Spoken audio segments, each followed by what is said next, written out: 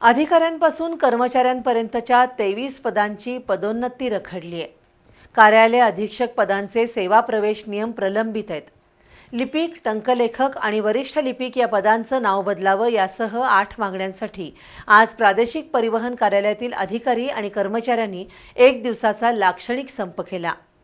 मागण्या मान्य झाल्या नाहीत तर बेमुदत संपावर जाण्याचा इशारा देण्यात आलाय।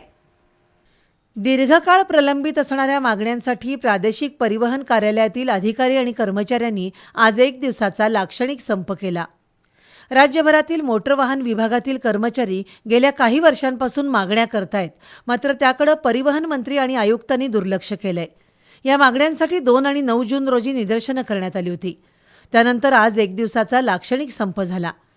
वरिष्ठ प्रशासकीय अधिकाऱ्यांच्या 23 पदांचे पदोन्नती प्रस्ताव मंत्रालयात प्रलंबित आहेत, त्यामुळे कर्मचाऱ्यांचं आर्थिक आणि सामाजिक नुकसान होतंय। सहाय्यक मोटर वाहन पदांचे सेवा नियम नसल्यानं विधी पदवीधारक नियुक्तीपासून वंचित आहेत। वर्ग 3 संवर्गातील सर्व पदांचे सेवा प्रवेश नियम तयार करावेत।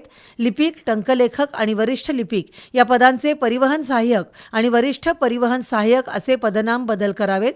यासह अन्य मागण्यांसाठी आजचा संप करण्यात आला। त्यामुळे कोल्हापुरातील आरटीओ कार्यालय परिसरात शुकशुकाट दिसून आला।